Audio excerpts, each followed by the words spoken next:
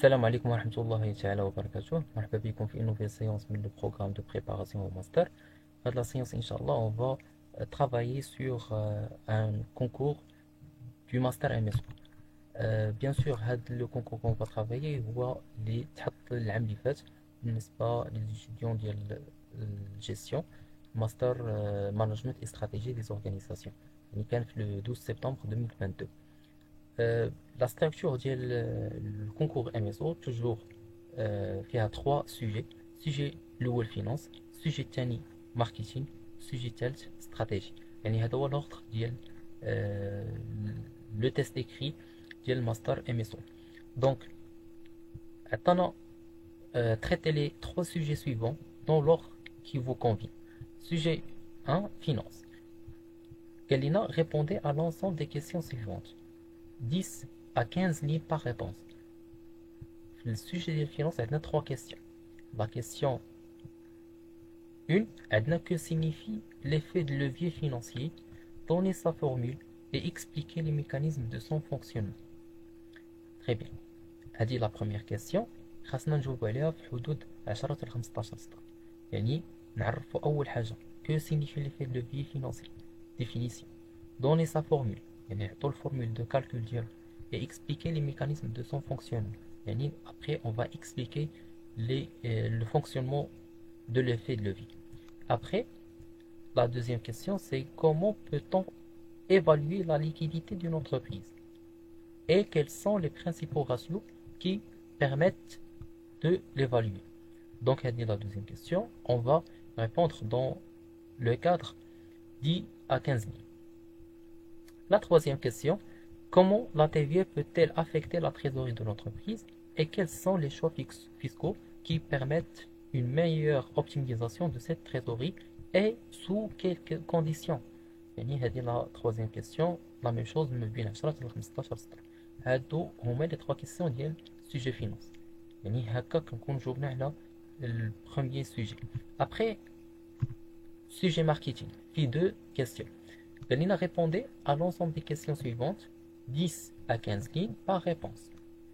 La première question, quel est l'impact du digital et des databases sur les 4 P des stratégies marketing? Après la deuxième question, expliquez la segmentation du marché en donnant des exemples pratiques pour le cas des téléphones portables. يعني هادو هما les 2 questions pour sujet marketing. Toujours ma bin 10 et 15 lignes par réponse.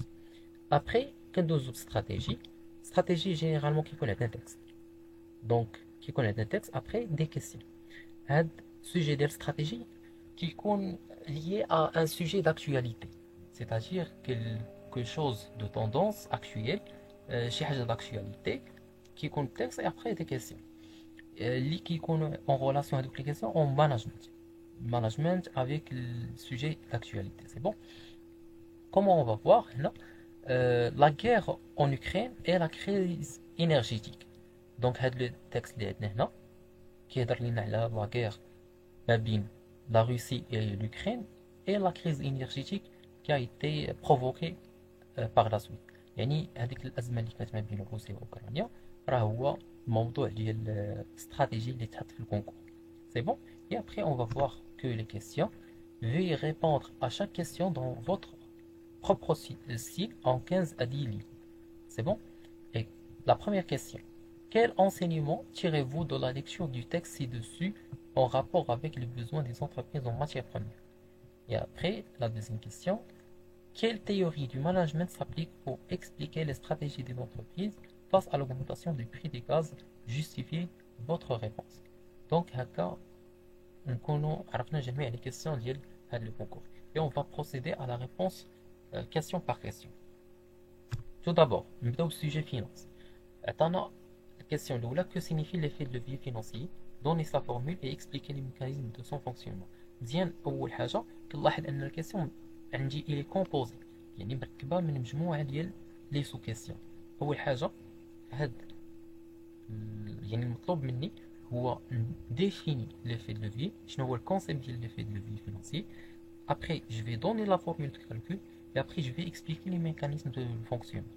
C'est bon, on va procéder de la manière. La première des choses, l'effet de levier, c'est quoi? Un effet de levier, c'est l'utilisation de la dette pour financer une entreprise dans le but d'accroître son rendement financier. Et elle mesure en comparant le coût de la dette, c'est-à-dire les intérêts payés, au rendement attendu sur les fonds investis. هذا هو l'effet de levier. يعني بعبارة أخرى l'effet de levier هو فاش l'entreprise كتسلف يعني كتلجأ لا ديت باش تفينونسي لاكتيفيتي ديالها باش تقدر تربح يعني يكون عندها واحد الغوندمون فينونسيي اللي اكبر من لو كو ديال لا ديت. هذا هو ليفي دو لوفي. سي بون يعني مقارنه يعني الغوندمون ديال لونتربريز مع الكو ديال لا ديت كيعطينا واحد ليفي دو لوفي. هذاك ليفي دو لوفي يقدر يكون بوزيتيف يقدر يكون نيجاتيف. سي بون يعني هادشي اللي كنعرفوا عليه. دونك ليفي دو لوفي باختصار هو فاش لونتربريز كتوتيليزي لا ديت pour financer son activité afin d'accroître son rendement. C'est bon? La formule de l'effet de levier financier est la suivante. De cette manière, on va procéder au calcul de l'effet de levier. On va prendre les rendements sur les capitaux propres moins le coût de la dette. Le tout, il est divisé sur les rendements sur les capitaux propres. Donc, à dire la formule qu'on peut utiliser pour calculer l'effet de levier financier. C'est bon? Maintenant, les mécanismes de son fonctionnement. On va distinguer entre les cas de l'effet de levier. L'effet de levier financier fonctionne de la manière suivante. Lorsque l'entreprise emprunte de l'argent à un taux d'intérêt inférieur au rendement qu'elle peut générer en investissant ses fonds, elle peut augmenter ses bénéfices et son rendement pour les actionnaires. Cela est dû au fait que les intérêts sur la dette sont déductibles d'impôts, ce qui réduit le coût réel de la dette pour l'entreprise. Cependant, il est important de noter que l'utilisation excessive de la dette peut également accroître le risque financier de l'entreprise car elle devra rembourser les intérêts et le principal de la dette même en cas de difficultés financières. Là, on a expliqué le mécanisme de son fonctionnement. L'essentiel, c'est de distinguer entre deux cas. L'effet levier positif et l'effet levier négatif. L'effet levier positif هو فاش l'entreprise كتكون يعني l'utilisation de la dette صالح ديالها. يعني l'entreprise elle va s'endetter pour accroître son rendement. وهذاك الغوندمون غادي يكون كبر من لو كو ديال لا ديت. سي بون هذا كيتسمى effet levier positif. وغيكون l'effet levier négatif الا l'entreprise تسلفات وداك الغوندمون يعني داك المدخول او لي ريسيت ديالها كانوا اقل من لو كو دونديتمون. هنا كيتسمى ايفي لوفي نيجاتيف. سي بون يعني سي دون مانيير اللي هي تري لوجيك. يعني فاش لونتربريز خاصها تسلف راه خاصها بهذوك الفلوس اللي تسلفات تربح اكثر من لو مونطون كيلا ديتوني من لونديتمون. مي الى وقع العكس سيتاجير المداخيل اللي حصلت عليهم من وراء داك لونديتمون كانوا اقل فراه هنا كيتسمى ليفي levier négatif. C'est clair? Donc, on a terminé avec l'effet de levier. Maintenant, on va passer pour la deuxième question, la liquidité de l'entreprise. Comment peut-on évaluer la liquidité d'une entreprise et quels sont les principaux ratios qui permettent de l'évaluer? La question elle est composée de deux sous-questions. أول حاجة نعرفوا شنو هي liquidité, comment on va l'évaluer, وشنو هما les ratios ديالها. هنا هادشي مرتبط ما بين les ratios. On va procéder de la manière suivante. L'évaluation de la liquidité d'une entreprise consiste à quoi? À déterminer sa capacité à honorer ses obligations financières à court terme. يعني فاش ما هضرنا على liquidité وهي القدرة ديال l'entreprise أنها honorer ses engagements à court terme. ما تغلطش لكم مع la solvabilité. La solvabilité هي la capacité de l'entreprise à honorer ses engagements, que ce soit à court terme ou à long terme. Mais liquidité, on assiste à la capacité de l'entreprise à honorer ses obligations financières à court terme. C'est bon? هذا هو le concept de la liquidité. Maintenant, il y a plusieurs ratios qui peuvent être utilisés pour évaluer la liquidité. وهاد les ratios راه شفناهم في la science ديال les ratios. Maintenant, les trois ratios qui est toujours le ratio de liquidité générale, le ratio de liquidité réduite ou le ratio de liquidité immédiate. C'est les trois ratios qu'on a vus où on évalue la liquidité de l'entreprise. Et je vais expliquer كيف ما درنا في البلاسيون ديال الراتيو كل راتيو شنو كاين. Le ratio de liquidité générale, elle mesure la capacité de l'entreprise à rembourser ses dettes à court terme à l'aide de ses actifs liquides. C'est bon. L'actif liquide هو قلنا l'actif circulant مع trésorerie actif. Il se calcule en divisant les actifs liquides, liquidités, comptes bancaires, titres négociables à court terme par le passif à court terme. C'est bon. يعني هنا liquidité générale qui يكون فيها الكريانس كليون qui يكون فيها ستوك qui يكون فيها بنك لا كيس هذيك هي liquidité générale. Maintenant les ratios de liquidité réduite. Le ratio il mesure ou bien c'est une mesure plus stricte de la liquidité car il exclut les stocks. قلنا liquidité réduite هو فاش كنإليمينيو les stocks seulement de l'actif liquide. Il se calcule en divisant les actifs liquides moins les stocks par le passif à court terme. C'est clair. Et après, on a la liquidité immédiate, c'est-à-dire la liquidité immédiate, il y a la liquidité qu'elle dispose l'entreprise en monnaie espèce. Ce ratio est le plus strict des trois car il exclut également les créances clients de l'actif liquide. Il se calcule en divisant les liquidités par les passifs à court terme. Donc, là, on a parlé là l'évaluation de la liquidité de l'entreprise et bien sûr, les ratios qui permettent de l'évaluer. C'est clair, yani, on va procéder de cette manière la réponse est là, les questions.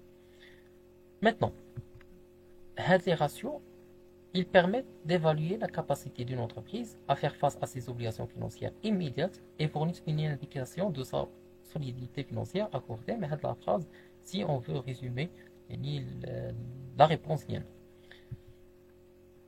La troisième question, c'est comment la TVA peut-elle affecter la trésorerie de l'entreprise et quels sont les choix fiscaux qui permettent une meilleure optimisation de cette trésorerie et sous quelles conditions? Donc, la question est composée de trois questions. Comment la TVA peut-elle affecter la trésorerie de l'entreprise et quels sont les choix fiscaux qui permettent une meilleure optimisation et dans quelles conditions? La première, la TVA, c'est la taxe sur la valeur ajoutée. Il peut affecter la trésorerie de l'entreprise de deux manières. أول حاجة كنعرفوا أن التيفيا إما كتكون facturée أو لا récupérable. Donc la TVA collectée sur les ventes هي la TVA facturée. يعني lorsque l'entreprise كدير la vente ديال les biens et services, elle va collecter la TVA. C'est bon, il n'y a pas de le cas, l'entreprise il va facturer la TVA sur les clients. Lorsque l'entreprise vend des biens ou des services assujettis à la TVA, c'est-à-dire qu'ils sont soumis à la TVA, elle collecte cette taxe auprès de ses clients. Cette TVA collectée n'appartient pas à l'entreprise. C'est clair, il appartient à l'État. Cette TVA collectée n'appartient pas à l'entreprise et doit être reversée aux autorités fiscales à des intervalles réguliers. C'est-à-dire, l'entreprise qui collecte avec TVA, elle va être soumise aux autorités fiscales qui vont collecter avec la TVA par la suite sur des intervalles réguliers, selon le mode de paiement trimestriel, selon la période. Pendant cette période, la TVA collectée peut affecter temporairement la trésorerie de l'entreprise. C'est l'essentiel. Parce que, en réalité, l'entreprise va facturer TVA sur les clients. Après, elle va la TVA collectée ou à l'administration fiscale.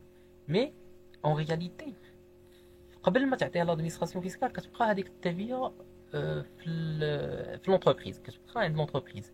Donc l'entreprise تقدر exploiter هذيك la somme d'argent ديال la TVA facturée pendant هذيك la période, يعني avant le paiement. C'est bon. يعني l'entreprise, elle peut utiliser temporairement dès que la TVA est collectée et cela peut affecter temporairement la trésorerie de l'entreprise car elle a besoin de fonds pour constituer ses activités tout en gardant l'argent de la TVA collectée en attente du paiement aux autorités fiscales. هذه la première des choses. يعني هنا شفنا طريقة اللي ممكن l'entreprise تستافد من la TVA collectée. C'est-à-dire la TVA en fin de compte c'est de l'argent. يعني l'entreprise تقدر utiliser داك l'argent في حدود انها تضمن انها قادره تخلص التبيه فاش يوصل الموعد ديال البيمون. La deuxième manière, c'est la déduction de la TVA sur les achats. C'est-à-dire que les entreprises, ils peuvent déduire la TVA payée sur les achats et les frais d'exploitation des montants qu'elles soient reversées aux autorités fiscales. Et cela réduit la charge de la TVA nette de l'entreprise et peut avoir un impact positif sur sa trésorerie. Très bien. On sait toujours que la TVA que l'entreprise verse pour les autorités fiscales هي TVA due. وهذيك la TVA due كنحسبوها بهذه الطريقة كناخذوا TVA collectée moins TVA déduit. يعني TVA facturée moins TVA récupérable. Très bien. Donc كل ما تزادت la TVA récupérable يعني les déductions sur les TVA sur les achats كل ما TVA due غادي تنقص. C'est-à-dire que l'entreprise va bénéficier d'une autre manière من TVA déductible. يعني على جميع les achats ديالها على جميع les frais d'exploitation من يعني على حسب كل montant ديال les achats. Et cela permet de réduire la charge de la TVA nette ou la due. La TVA nette est la TVA due de l'entreprise et peut avoir un impact positif sur sa trésorerie. C'est-à-dire les deux manière la TVA تقدر affecter la trésorerie de l'entreprise. الاولى اللي كتعلق بلي فونت يعني l'entreprise تقدر utiliser ديك la TVA collectée pour financer des activités et gagner du rendement pendant la période اللي كتبقى فيها TVA dans l'entreprise. Et la deuxième manière il y a la déduction sur les achats يعني l'entreprise il peut réduire هذيك la charge ديال la TVA due grâce aux achats et les frais d'exploitation qu'elle effectue.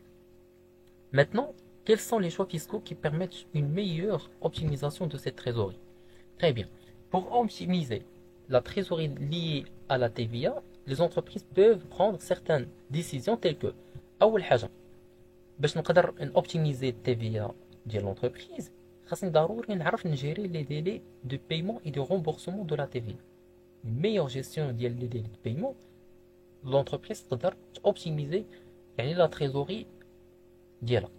Donc, les entreprises peuvent ajuster leurs échéances du paiement et de remboursement de la TVA pour mieux gérer leur trésorerie. يعني هنا كيف ما شرحنا بالنسبة للتيفيا collectée sur les ventes هذيك la TVA collectée تقدر utiliser l'entreprise à condition أنها تحترم les délais ديال البيمون. C'est bon. Après, عندنا utilisation des régimes spéciaux de la TVA.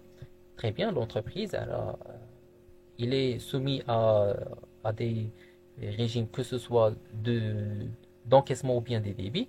La réglementation fiscale applicable, certaines entreprises peuvent bénéficier de régimes fiscaux de TVA qui offrent des avantages en termes de trésorerie tels que des délais de paiement étendus ou des taux TVA réduits. Après, optimisation ou bien optimiser les déductions de la TVA. C'est-à-dire que les entreprises doivent assurer de maximiser leurs droits de déduction de la TVA en suivant correctement les règles fiscales et en conservant les documents justificatifs appropriés.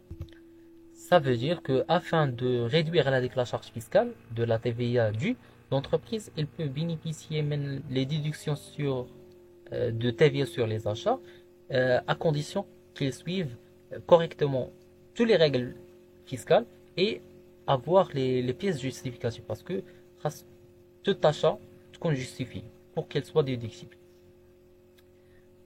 Donc là on a terminé avec